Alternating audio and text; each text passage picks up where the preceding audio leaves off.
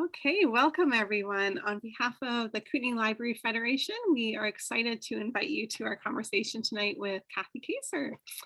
And yeah, I do want to acknowledge before we start that we have the honor of being on the unceded territory of the Ktunaxa, the Sinixt, the Syilx, the Métis, and many other diverse Indigenous peoples.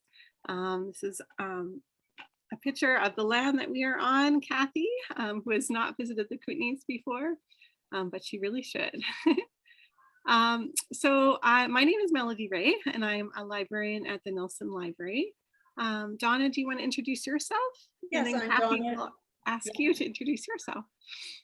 I'm Donna Tremblay, and I'm a librarian here at the Trail and District Public Library. More specifically, a programmer here. And I'm Kathy Kacer. I'm an author of more than 30 books, primarily focusing on stories about the Second World War and the Holocaust. And I'm really delighted to be here to talk to you. And where are you Zooming from, Kathy? Yes, so I live in Toronto, which is where I am. So we are 3 hours later than you guys right now. Okay. Coming on to evening here. Well, feel free to go put on your pajamas at any point tonight. Well, do you want to kind of talk to us about Broken Strings? Like what prompted you to write this book and what inspired you? Well, as you probably know, I did not write this book alone. So this is a collaboration with the fabulous Eric Walters. So it was actually Eric who called me up one day. He is a good friend and fellow writer. Called me up one day because he had this idea about writing a book about a girl who auditions for a school musical. And there was a Holocaust element to the book that he was interested in including. Mm-hmm. And he thought that I would be the right person to help add that element to the story. So I jumped at the chance. I think Eric is a terrific writer and a great person, and it was really a great opportunity to collaborate with him. So we sat down and began to kind of hash out what the story might look like, who the characters would be, what this kind of Holocaust element was all about. I can talk more about all of those things if you want, but really kind of sat down and began to hash out what the story was going to look like. That's really, really an interesting kind of collaboration, I think. I don't think I've ever been a part of that kind of a collaboration. It does sort of make me think about other collaborations, like in the arts, with music and theater. And so it really did evoke, because I did know that there were two writers for this. There was certain bits that I felt like, oh, I wonder whose bit this is. So it was intriguing to try to parse that out. Mm-hmm. Well, what's interesting is there's certainly been other collaborations on books, mm-hmm. but typically, writers who collaborate have two characters that they're writing, and each one takes the voice of one of those characters and kind of puts it together. In this case, we had one main character, and we were both going to be writing that one main character. So that can be a challenge, and it's a girl, so it can be a bit of a challenge. So that was why it was really important in the beginning to sort of talk out with Eric who this girl, Shirley, our protagonist, who she was, who the other characters in the story were, not only kind of what they looked like and how they might have sounded, but what their backgrounds were, their kind of backstory that we wanted to develop. And then we began to kind of plot out the story, the first, let's say 10 chapters, kind of roughly plotting out the story. And then it was time to start. And so one of us had to start. And Eric said he would start. So he wrote the first 2 chapters of the book based on our conversations and what we wanted the plot to be. And he sent me those first 2 chapters. And I read his first approach to it, really liked how he had begun to structure the character. I rewrote a bunch of it, kind of overwrote some of his dialogue and some of his background and some of his characters. And then I added 2 chapters and sent those back to Eric. And then he would overwrite my writing, add another couple of chapters, and send it back to me. So I refer to this as a finish that story exercise. You had to just accept what the other person was giving you, play with it a bit. If you needed to make some changes, add on to it, pass it back, and wait for the next batch to reach you. And after we'd written, 10 or 12 chapters that way, we sat down again just to make sure that we were on track with the story that we were creating, sort of plotted out the next 10 or so chapters, and then continued the process that way. And, it's so interesting, Donna, when you talk about trying to figure out who wrote which part of it. I would say that in the first draft of the book, you might have easily identified what Eric was writing and what I was writing. But once we'd finished the draft of the book, then we sat down together and just reworked the whole thing, really refining. And we must have reworked it, I want to say 10 or more times. So that by the time we finished all that rewriting, it was difficult even for us to figure out who had written which parts of it in the beginning. We really became quite a blend of both of our voices. That's brilliant. I mean, it's definitely a cohesive whole. It's kind of like a symphony. Yeah, thank you. Yeah. I have to say, working with Eric, it was really a seamless process working with him. We both have a very similar working style. We're very focused. We're pretty quick. Eric is quicker than I am, but we're pretty quick about the writing that we do. We really adapted to each other's voice and style so that we wanted it to sound like one person had done all the writing. So I have to say it was an absolute pleasure working with him throughout the entire process. I think that this will be an inspiration for other writers, young or, anyone to try that, because it sounds like it sounds like a lot of work, but it also sounds kind of playful. And it also sounds like you need to really be accountable kind of to each other and be on task. 100%, Donna. But I will say that, because writing is pretty solitary, we write on our own. Here I am in my office in front of my computer. I spend 90+% of my time in this seat, in this place. So to be able to bounce ideas back and forth in this kind of way around a story with another writer and, and get their thoughts and get their feedback and keep the process going really kind of brightened up the whole thing. It was really, really fun. It really was fun. There were moments when we got stuck, when we didn't necessarily agree with what the other was doing or where it was going, and we had to kind of rein it. One of us had to kind of rein it back in. But it really was a fun process to do the book collaboratively. And I'm guessing that it would be really giving each other support, because a lot of the content was really quite heavy. Yes. So, so yes, that history, that Holocaust history, that was really important for me to include in the book, was something that Eric wasn't all that familiar with. He had to do a lot of research to kind of get on board with that part of the story. But, we didn't want this book to be doom and gloom. We wanted it to be, a story of hope and resilience as well. So, Eric was particularly good at sort of pulling us back to a place where it could be hopeful and it could be positive and it could even be funny in moments. And, for all of that to be present as well, it's really important for us to do that. So that's, again, the balance between, two writers, two approaches, two ideas, and then finding a way to make it work together.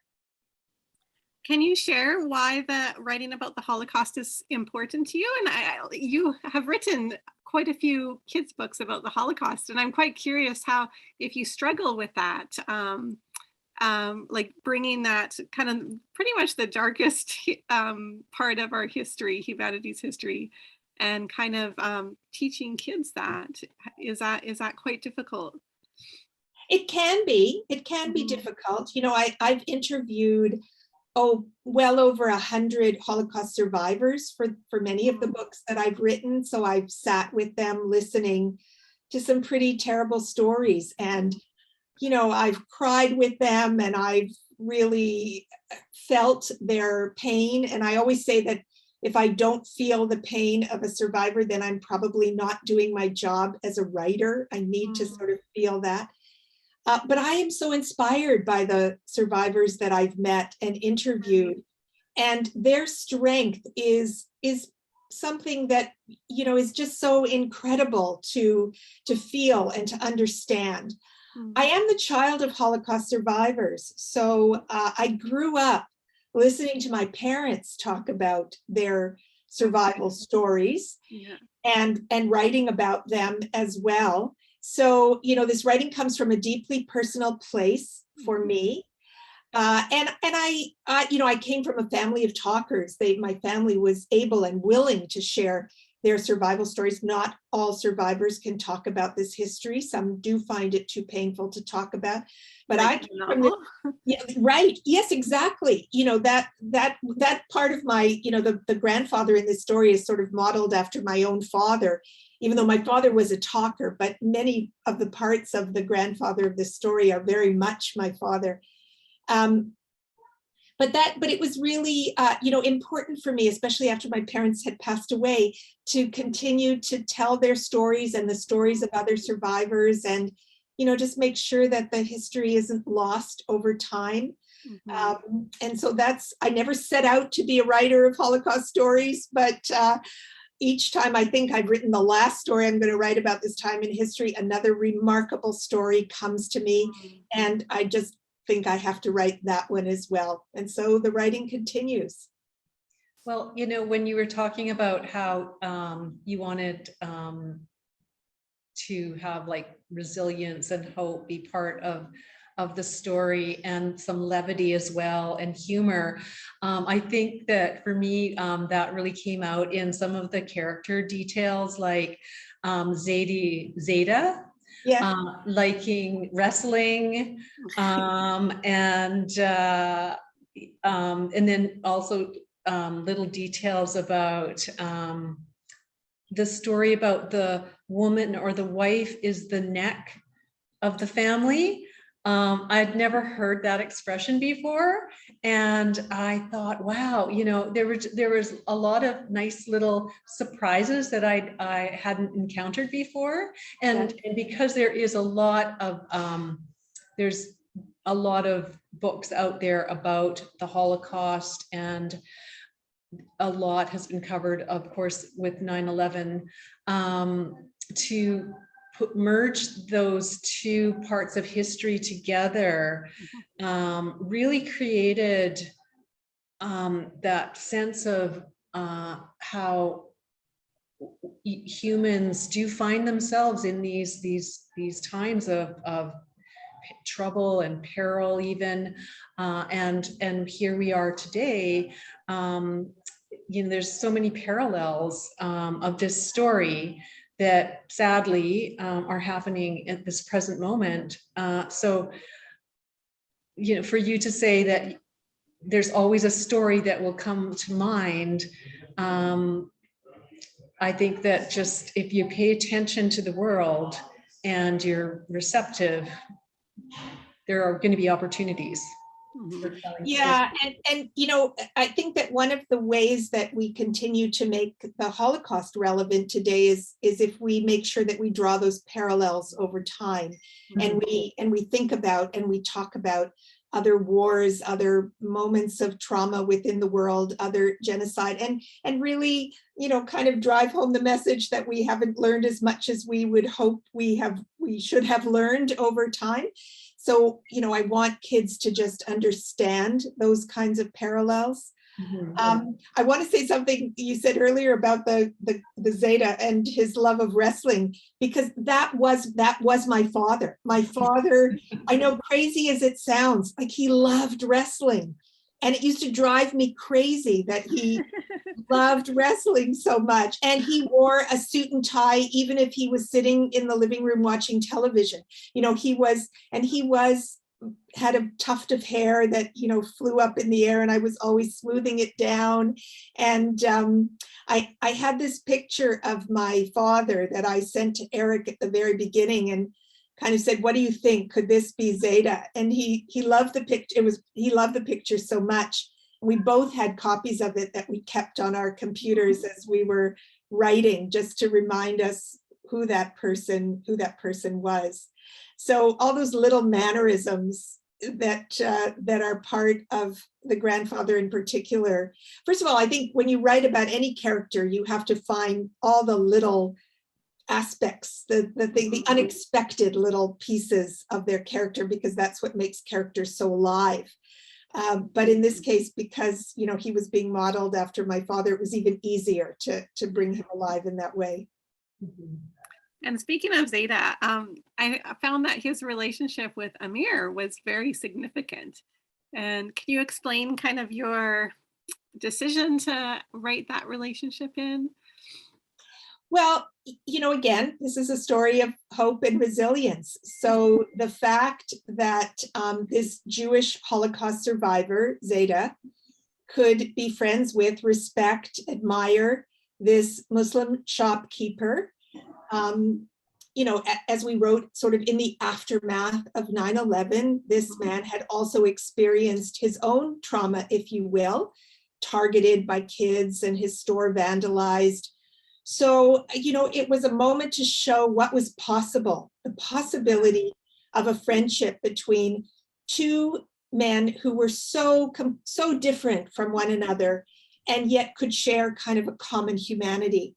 And anytime we can find opportunities to demonstrate that shared humanity, we'll grab those moments and run with them. And that definitely played out as well with Muhammad in the play, and I really wanted to watch Fiddler on the Roof again after this, and Shirley, she was a really feisty, interesting 12-year-old. Would she be 12? She was closer, she was 13, closer to 14. She was 13. Yeah. And so I feel like you really captured that sort of age group, because I work with that age group a lot and have a lot of those people in my life. And one thing that I really admired about the story was how the respect that was shown, the kids showing respect to the multi-generations and the interest that they had about history. And it was such a sensitive time for them, being just in the aftermath of 9/11. And it seemed to me that people were willing to tackle difficulty in this story, and the choice of Fiddler on the Roof, how it resonated with all of that, was a stroke of genius in my mind. I thought, wow, it just really wove together. Yeah, thank you. It's so interesting, because I have to say, so many kids don't even know what Fiddler on the Roof is. Right. So I felt like we were introducing them to a musical that I grew up with, and that people of my generation or later would certainly know very well. I have often brought Holocaust survivors into classrooms to speak to kids. And it is a remarkable experience. I have never had a moment where kids are not in complete awe of the survivor and the story that they are telling. Kids are 100% respectful of the elderly person who is standing in front of them, sharing their story. Just silent and listening and wanting to gather round after and speak with that elderly person and understand even more. So I think those moments of having Zeta stepping in to this musical to direct the musical were also really modeled on those moments where I have seen kids interact with Holocaust survivors, and I know the respect that they give them. And we really wanted to demonstrate that in the story. And music plays such a big theme in this book. Is it a very big, important part of your life? Do you play an instrument? It's massively important in my family. I mean, I grew up playing the piano, so that was very important. But both of my kids are actors and sing and perform. My son, whose name is Jake Epstein, was on Degrassi for many years and performed on Broadway in a number of musicals, and is currently actually performing in a show at a big theater here in Toronto. My daughter, Gabby Epstein, is a Stratford actor and has performed in musicals forever. I don't even know when she started, it's forever. So music has just permeated our home, and musicals have really been an important part of our lives. Eric is a great lover of musical theater as well, so it was very easy to sort of bring that into the story. So music, and I think music sort of became bigger and bigger in the book as we were writing it, because we realized, again, because of this Holocaust element that also has to do with music that was not so happy, at the time when it was being performed. So I'll for those listening, there of course is this part of the story that's based on a real history. There were orchestras in some of the death camps of Europe during the Holocaust where Jewish prisoners played in these orchestras, and they played as other prisoners were arriving. And, you can imagine the newly arriving prisoners would hear music as they got off these horrible trains and would think to themselves, well, this can't be such a bad place because there's music here. When in fact, this music was really playing them, in many cases, playing them to their death. So music became such a painful part of the grandfather's past. But again, not to give away the ending, but it certainly is redemptive even for Zeta in this story, really regaining a love of music that he thought he had lost forever. And I love how Shirley's mom, she said something about how there's nothing like music that holds a memory, that can hold a memory. And it's so true, is there a song that you have that just instantly brings you back to a place or time in your life? Oh gosh, well, there's a question I've never been asked before. Oh. Yay, Melody Ray. I have such eclectic taste in music. I was raised with classical music. I mean, my parents used to take me to the opera when I was a kid, which was not easy when I was little, but I think I sort of grew up with that appreciation of music and opera. And since then, I mean, I certainly love musical theater, but I love folk music and jazz and rock music, and my kids have introduced me to all kinds of music. So it's a huge part of my life. I don't think that there is one song. Is there a song? I was just thinking about how Shirley's age, I feel like that is such a formative time for music, like 14, 15, 16, those are the songs of your youth that even now when I, hear like an early 90s rock grunge song, I instantly back to my teen years, Well, I would probably say that anything by the Beatles, because that was the music that really was with me as I was growing up. And just became more and more important. And interestingly enough, both of my kids are huge Beatles fans. Like it's that kind of retro love of that music as well. My son in particular, but I'd say anything by the Beatles and I'm happy.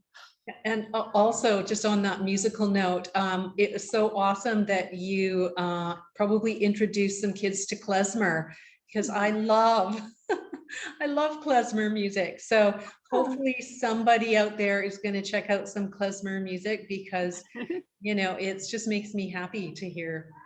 I hope someone does. You know, my husband has recently retired, and he's taken up playing the clarinet again, which he played in high school. And his dream is to play in a klezmer band. So not sure if we'll get there, but that's certainly his desire. We both love klezmer music as well. That's a great believe in him. Yeah. Well, as you know, I think a lot of teens are looking at the Ukraine war, and we've kind of alluded to it before. And I was just wondering if you had a word for them, like if they're feeling anxious about this war, and how trying to understand it, the cruelty and just the hardship that people are going through. What would you say to them?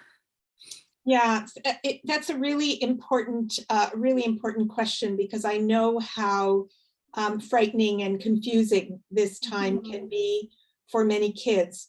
I think what's important to remember is that we do live in a world, certainly here in North America, but in many parts of the world as well, that are overwhelmingly democratic. We have government officials that, you know, don't necessarily believe in radicalized thinking. And that was not present during the time of the Second World War. You know, that kind of radicalized thinking was so prevalent.